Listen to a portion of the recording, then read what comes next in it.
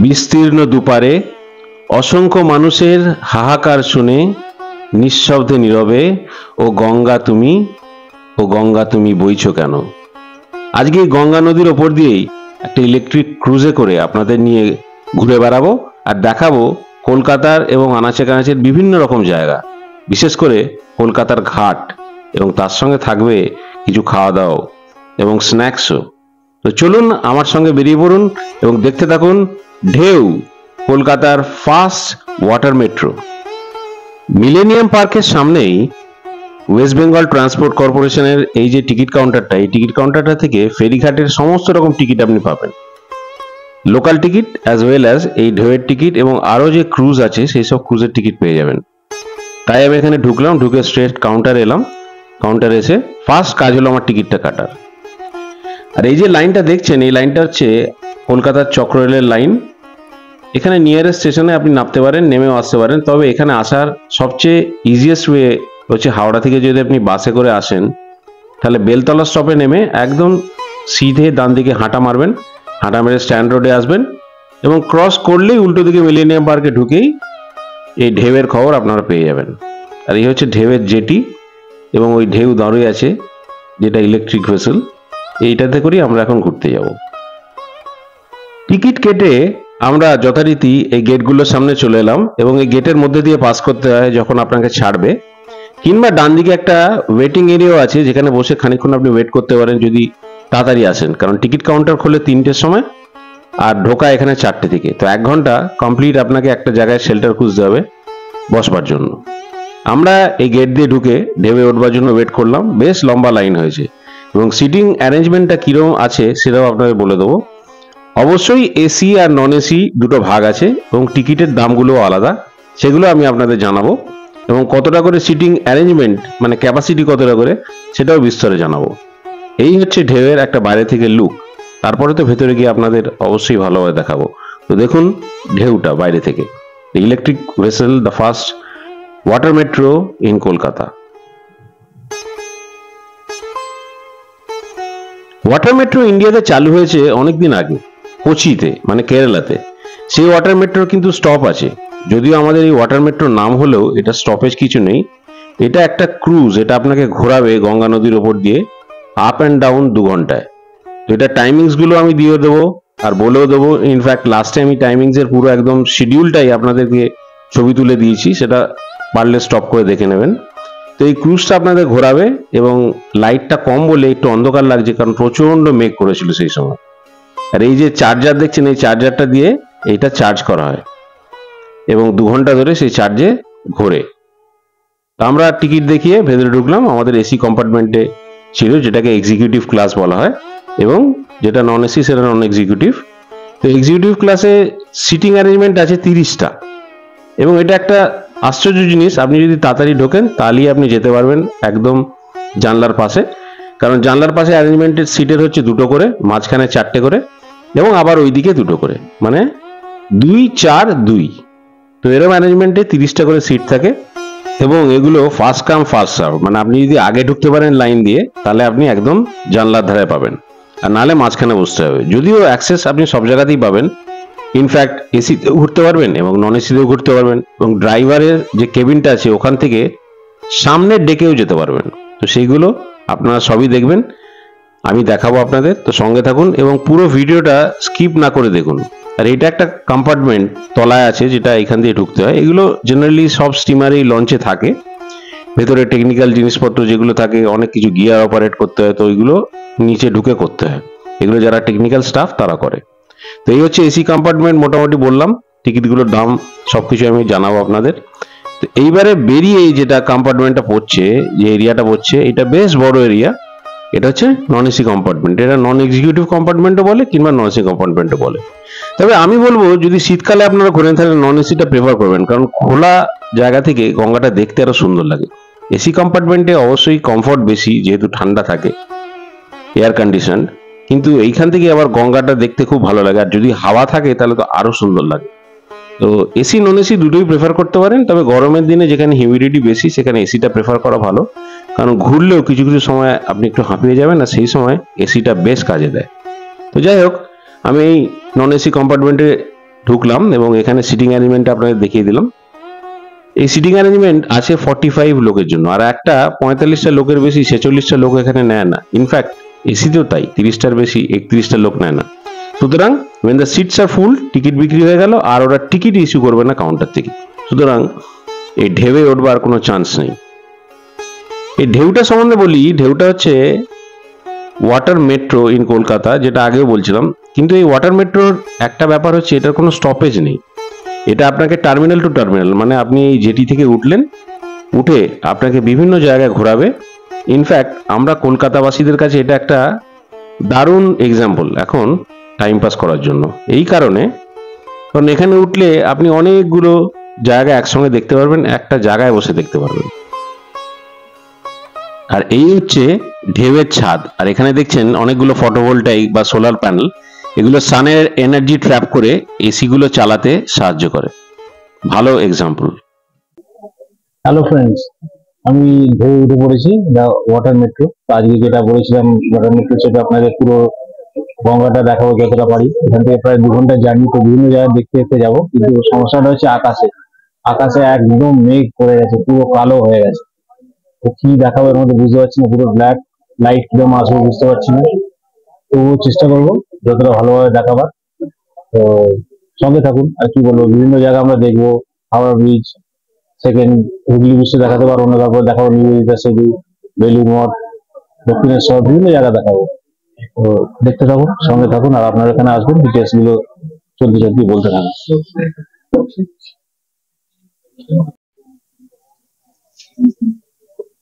এই যে life jacket গুলো সিটের তলায় আছে, এগুলো দরকার লাগলে ইউজ করতে হবে। লাইফ জ্যাকেট প্রত্যেকটা সিটের তলায় আছে, লাইফ জ্যাকেট যেমন ফোল্ড করে রাখা থাকে। তো যখনই কোনো জায়গায় যাবেন জলপথের মধ্যে, এই জলপথে এই জিনিসগুলো মাস্ট, এই লাইফ জ্যাকেটটা মাস্ট। আরো অনেক প্রিকশন থাকে যেগুলো দেখালাম। নন এসি এরিয়াতে আছে, এক্সিট ডোর অনেকগুলো আছে, এক্সিকিউটিভ কম্পার্টমেন্ট এসি, সেটা বসে আছে, স্টার্ট হবে। ওয়েল অ্যারেঞ্জমেন্ট সিটিং এর একটা করে আমাদের ফুড প্যাকেটও দিয়েছে, একটা করে ফুড প্যাকেট দিয়েছে, আর একটা ছোট জল, আমার একটা ছোট জল দিয়েছে। তো যখন খাবো তখন দেখাবো এর মধ্যে কি কি আছে। এটা সবাইকে দিয়ে দিচ্ছে, এসি নন এসি রেসপেক্টিভ সবাইকে দিচ্ছে না। হাওড়া ব্রিজ আমাদের কলকাতাবাসীর কাছে এবং বাইরের লোকেদের কাছে সবসময় একটা বিস্ময়কর ব্যাপার। তৈরি করেছিল ব্রিটিশরা। ইঞ্জিনিয়ারের নাম ছিল রেন্ডেল পামার অ্যান্ড ট্রিটন। আর এটা তৈরি করেছিল তখনকার দিনে ব্রেথওয়েট অ্যান্ড বার্ন কোম্পানি আর জেসআপ, এই দুটো কোম্পানি মিলে এই হাওড়া ব্রিজ তৈরি করেছিল। আর হাওড়া ব্রিজ ওপেন হয়েছিল 3 ফেব্রুয়ারি 1943-তে, এবং তার থেকেও অনেক বছর পরে 14 জুন 1965-এ কবিগুরু রবীন্দ্রনাথ ঠাকুরের নামে রবীন্দ্র সেতু হলো। এই ব্রিজটা 2313 ফুট লম্বা আর 269 ফুট হাইট। এটা কমপ্লিটলি একটা ক্যান্টিলেভার ব্রিজ ট্রাস স্ট্রাকচার। ক্যান্টিলেভার ব্রিজ মানে দুদিক দিয়ে ব্রিজটা আটকানো আছে এবং মাঝখানটা একটা সিঙ্গেল পিস দিয়ে জয়েন আছে। কোনো সময় কোনো শেয়ারিং হলে দুদিকটা উঠে যাবে এবং মাঝখানের যে পার্টটা সেটা তলায় পড়ে যাবে। এটা একটা ইঞ্জিনিয়ারিং কনসেপ্ট। আর যতটা ওয়েট আছে ব্রিজের উপরে, ওয়েটটা পুরো ডিস্ট্রিবিউট হয়ে যায় মাথাতে, মানে ওপরের দিকে। যে ট্রাস স্ট্রাকচারটা আপনারা দেখছেন, এটা সিভিল ইঞ্জিনিয়ারিং একটা জেম, যে এই স্ট্রাকচারটা তৈরি করেছিল। এর নিচে কোনো পিলার নেই, আর হাওড়া ব্রিজে কোনো নাট বল্টুও নেই। সুতরাং যদি কেউ কোশ্চেন করে হাওড়া ব্রিজে কত নাট বল্টু আছে, আনসারটা কি হবে সেটা তো বুঝতেই পারছেন। হাওড়া ব্রিজ তো বহুবার ওপর দিয়ে দেখেছেন, তলা দিয়ে না। আমার ক্যামেরা থ্রু দিয়ে একটু দেখুন তলাটা কিরকম আছে। আমিও বহু বছর পরে হাওড়া ব্রিজের তলাটা দেখলাম, দারুণ সুন্দর লাগে। এর ইঞ্জিনিয়ারিং কনসেপ্টটা যখন ভাবি তখন আরো ভালো লাগে। আমাদের কাছে প্রত্যেকবার হাওড়া ব্রিজ দর্শনটা একটা বিস্ময়কর ব্যাপার। আর বাইরের স্টেটের লোকেদের কিংবা বিদেশের লোকেদের যখন এখানে আসবেন তাদের তো আরো ভালো লাগবে, কারণ হাওড়া ব্রিজ সত্যি একটা মাস্টারপিস, যেটা কলকাতাকে রিপ্রেজেন্ট করে। দারুণ একটা নিদর্শন হাওড়া ব্রিজ অফ কলকাতা, যেটা রবীন্দ্র সেতুও বলা হয়। নন এসি কম্পার্টমেন্টের ডেক থেকে এগুলো আরো ভালো দেখতে পাওয়া যায়। সাইডে যে খোলা জায়গা, সেখান থেকে ছবিটা খুব সুন্দর আসে, কারণ কোনো কাঁচের হিন্ড্রেন্স নেই। তাই আমি এখানে উঠলাম, উঠে কিছুটা ভিডিও করলাম, এবং আমার মতো প্রচুর ব্লগার এখানে এসছে যারা এখানে ভিডিও করতে চাইছে এবং করছে এবং ইনফরমেশন আপনাদের কাছে শেয়ার করছে। তো পুরো ভিডিওটা দেখুন এবং সঙ্গে থাকুন। এসি কম্পার্টমেন্টের মধ্যে দিয়ে আমি চলে গেলাম ড্রাইভার কেবিনে জানতে কিরম ভাবে এটা চলে। প্যানেল তো কিছু আমাদের বসে আছে এখানে, যদি একটু বলতেন কিভাবে চলছে এটা, মানে ব্যাটারি দিয়ে চলছে। আচ্ছা, কতগুলো ব্যাটারি লাগছে? সোলারও দেখলাম ওপরে। সোলারটা আছে কিন্তু সোলারটা তো আর চার্জ হয় না, ওটা কিছুটা এসি চলে। এসি হ্যাঁ, কতগুলো ব্যাটারি ইউজ হয়? 28টা ব্যাটারি। চার্জ কতক্ষণ দেয়? চার্জ আপনার দিতে লাগে প্রায় আপনার 2.5 ঘন্টা মতো চার্জ দিতে লাগে। 2.5 ঘন্টা চার্জে দুটো ঠিক হয়ে যায়? না, একটা টিভি হয়, মানে এসে আবার চার্জ দিতে হয়। এরপরে চলে যাব একদম সামনের ডেকে, আর সেখান থেকে আপনাদের গঙ্গা নদীর ভিউটা দেখাবো।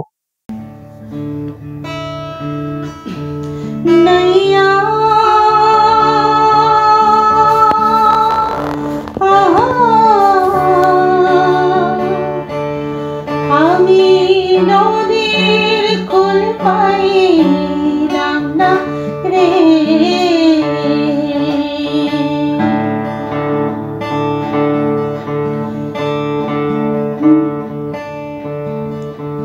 নাইয়া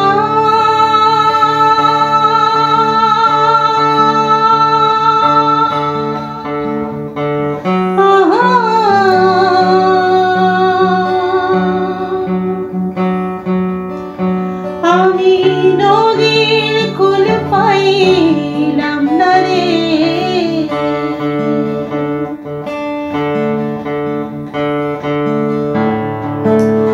নদীর কুল পাইলাম না রে রাইয়া,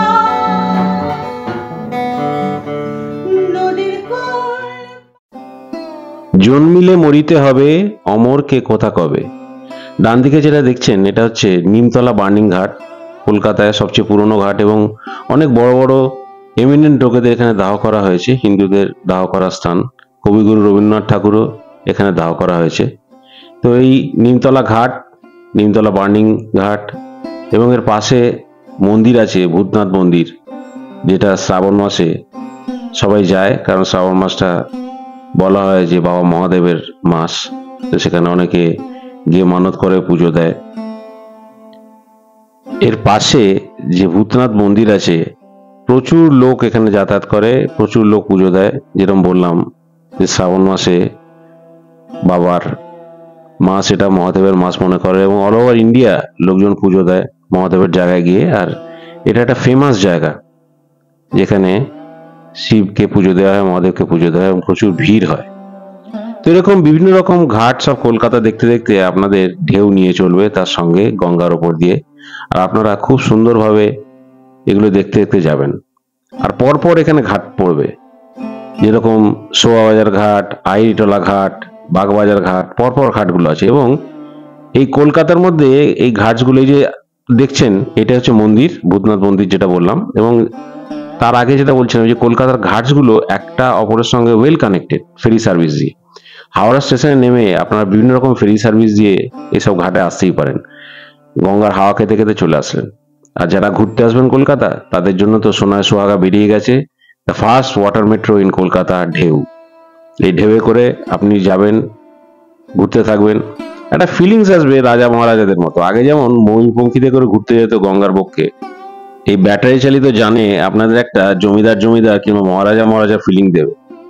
কলকাতার বাবু যারা ছিল তারা অ্যাকচুয়ালি নর্থ কলকাতার দিকেই বসবাস ছিল, এবং তখনকার দিনে জলপথেই বেশি যাতায়াত হতো। সেই জলপথে আপনাদের বিভিন্ন রকম ঘাট দেখাতে দেখাতে নিয়ে যাচ্ছি। এটা যেমন এসে গেল আইরিটোলা ঘাট। বিভিন্ন দুর্গার প্রতিমা এখানে বিসর্জন করা হয়, বিশেষ করে নর্থ কলকাতার ম্যাক্সিমাম দুর্গা প্রতিমাগুলো এখানে বিসর্জন হয়। এবং তার পাশেই আইরিটোলা জেটি, বাগবাজার জেটি আছে, শোভাবাজার জেটি আছে, পরপর জেটিগুলো আছে, এবং যেটা বললাম ওয়েল কানেক্টেড। তো আমার সঙ্গে থাকুন আর দেখতে দেখতে চলুন গঙ্গার বক্ষে দিয়ে, কত সুন্দর সুন্দর জায়গা আপনাদের দেখাবো।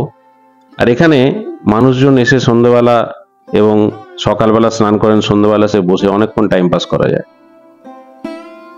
চলুন গঙ্গার মধ্যে দিয়ে আমরা যেতে থাকি এবং দেখতে থাকি। নদীর কুল পাইলাম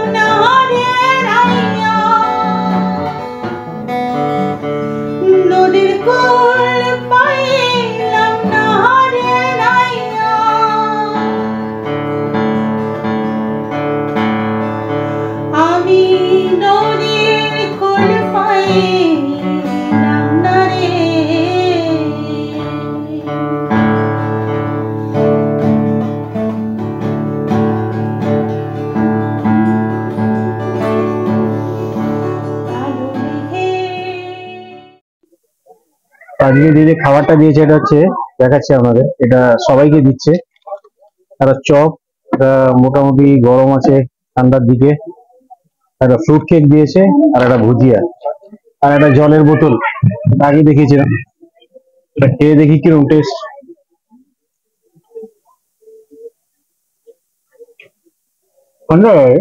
টেস্টটা ভালো, ভেজ চপ। আর বাকি এগুলো ইউজুয়াল, একটা কেক আছে, ভুজিয়া আছে। তো এটা আপনাদের একটা কমপ্লিমেন্টারি দিয়ে দেবে অ্যালং উইথ টিকিট, যখন যেটি দিয়ে ঢুকবেন বোটে তখনই দিয়ে দেবে। তো আমি লাঞ্চটা করতে থাকি, সরি স্ন্যাক্সটা খেতে থাকি, তারপর গিয়ে আবার আপনাদের দেখাচ্ছি। তোমার এমনি কিরকম লাগবে বলো এতক্ষণ ঘুরলে যে? এইটা তো মূলত ঘোরা নয়, এটা মানে অভূতপূর্ব অনুভূতি হচ্ছে আমি বলবো। কারণ একটা নতুনত্ব কলকাতার বুকে এইরকম, আমরা তো ছোটবেলা থেকে দেখুন লঞ্চে টঞ্চে চলেছে, কিন্তু ইলেকট্রিক মেট্রো এটা আমার এক্সাইটমেন্ট প্রথম থেকেই ছিল। আমরা এর আগেও একবার ট্রাই করেছিলাম, কিন্তু তখন সেই সিনেমার মতো, সেই যেমন হলে তো সিনেমা লাগে না, টিকিট হাউসফুল হয়ে গেছে। এটা তো সত্যি হ্যাঁ, হাউসফুল। হাউসফুল সবসময় থাকে, মানে পাওয়া যায় না। ধরুন আজকেও আমরা টিকিট কেটেছি, আমাদের এখানে 4:30 থেকে এইটা চালু হয়েছে, আমাদের প্রায় এখানে 2টোর মধ্যে আসতে হয়েছে। আর এক্স্যাক্টলি, দুটোর মধ্যে আসছে। 2টোর মধ্যে শুধু এসছি তা নয়, এখানে বেশ ভিড় হয়ে যাচ্ছে, প্রচুর লোক টিকিটের জন্য ঘুরুঘুরি করছে, কিন্তু এবং অনেকে রিটার্নও যাচ্ছে। রিটার্ন চলে যাচ্ছে। তারপরে এসির যে এটা, সেটা মোটামুটি 30টা মতো সিট থাকে, ওই জন্য এসি টিকিট একদম পাওয়া যায় না। তো আমরা প্রথম দিকে এসে বুক করতে হয়েছে টিকিট। ইনফ্যাক্ট পাস তুমি ছিলে কাউন্টারে। আজকে আমি আজকে তাড়াতাড়ি এসেছি, যে আগের দিন যেহেতু আমরা টিকিট পাইনি, খুব কষ্ট করে, খুব খারাপই লেগেছিল এসি টিকিটটা পাইনি। আর এমনিতেও ওটা ফুল হয়ে গিয়েছিল, পাচ্ছিলাম না নন এসিটা। নন এসিতে আসলে অনেকজনের বসার ক্যাপাসিটি আছে, প্লাস অনেকে দাঁড়ায়, মানে ভিড়টা খুব বেশি হয়েছে। এসিটা সেই তুলনায় অনেকটা মানে শান্তিপূর্ণ পরিবেশটা এখানে। তা সত্ত্বেও হ্যাঁ, এসির সামনে যে মানে ড্রাইভারের আগে যে সামনে যে জায়গাটা আছে, ফাঁকা জায়গাটা, ওখানে প্রচুর লোকজন যাচ্ছে। হ্যাঁ হ্যাঁ হ্যাঁ, তো আমি ওর জন্য ওখানে একটা ফটোগ্রাফি কেউ করলাম, খুব দুর্দান্ত লাগে, ইয়ট ইয়ট টাইপের একটা হ্যাঁ। ফিলিংস আসছে। কিন্তু বেশিক্ষণ ওখানে দাঁড়ানো যাচ্ছে না, কারণ ওখানে লোকজন ভিড় হয়ে যাচ্ছে এবং ওরা ভেতর থেকে লক করে দিচ্ছে। বেশি লোক হলে আবার নৌকাতে নানা রকম ভাবেন্সি প্রবলেম হতে পারে, টপল হতে পারে, তো নানা রকম রিস্ক থাকে, যার জন্য ওরা এখন লক করে রেখেছে। আবার হয়তো কিছু লোক বেরোবে, এই জন্য এখান দিয়ে আমার জানলার পাশ দিয়ে দেখতে পাবো গঙ্গাটা।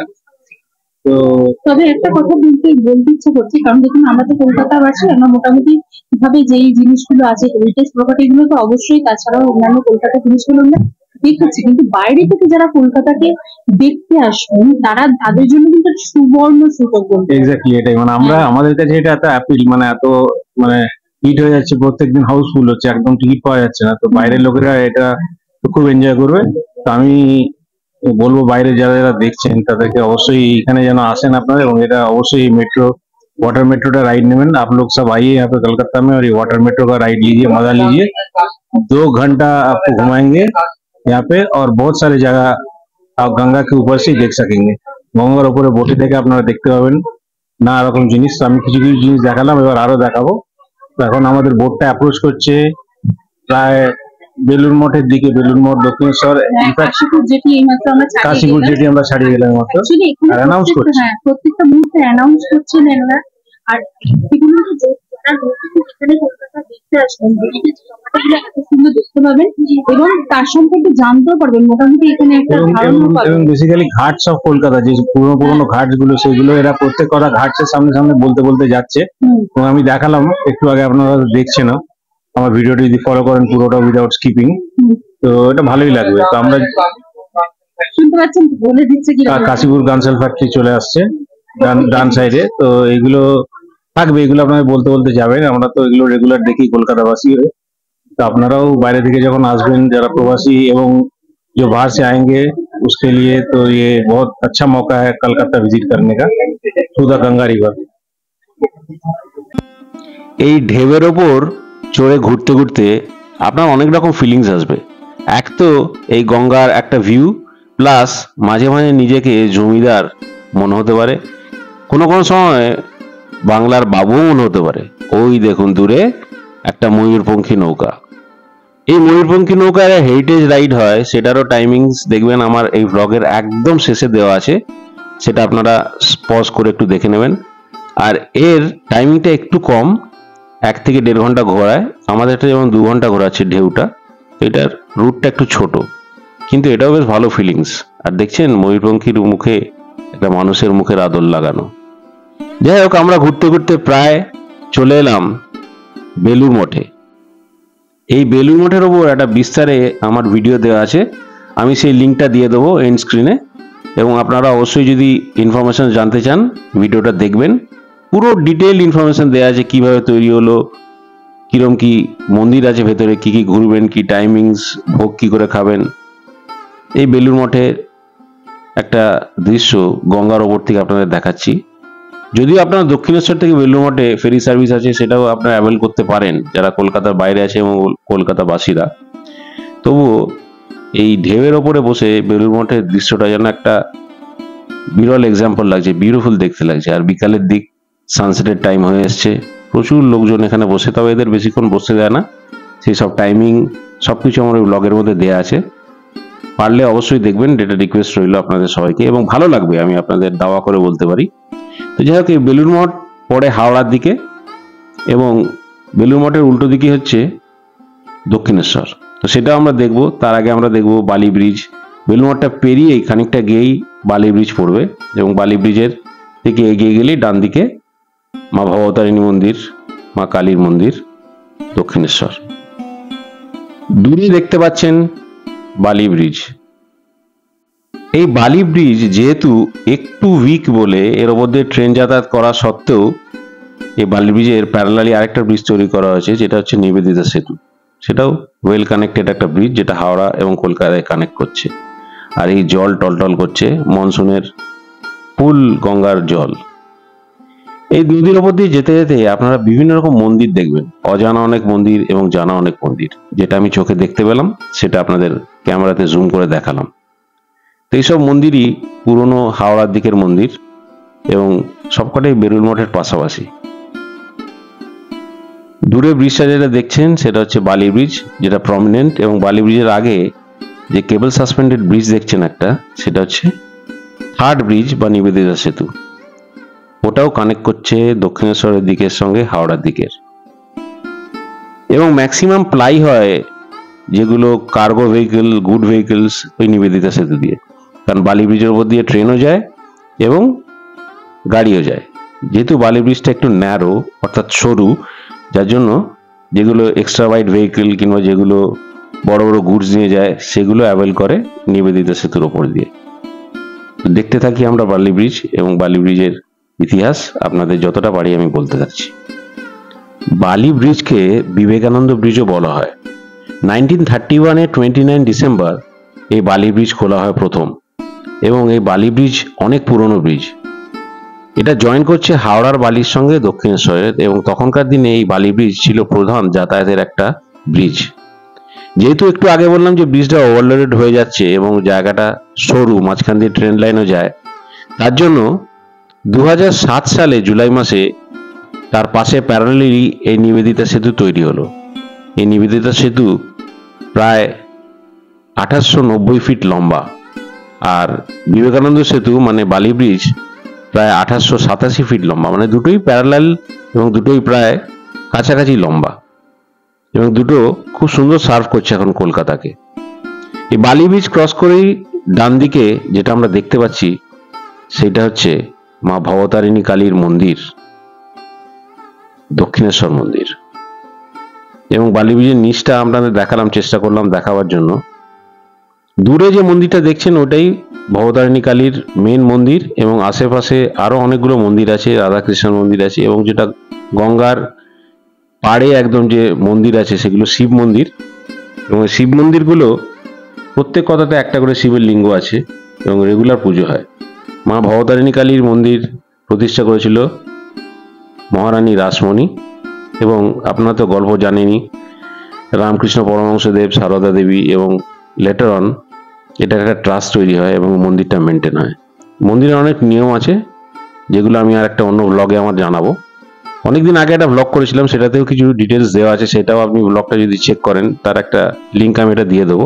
তাছাড়াও আপকামিং আমার একটা ব্লগ আসছে যেটা মন্দিরের বিভিন্ন রকম নিয়ম, মন্দিরে কি করে ভোগ খাবেন, সবকিছুতে নতুন আপডেটেড ভার্সন আমি ওই ব্লগটার মধ্যে দেবো, আপনাদের জন্য তৈরি করব।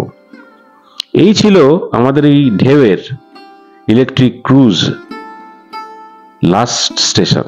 এখান থেকে ইলেকট্রিক ক্রুজটা ঘুরিয়ে নিচ্ছে, আর এখন প্রায় সানসেট। ক্রুজ চালু করে 4:30টার সময় আর এন্ড হয় 6:30টার সময়।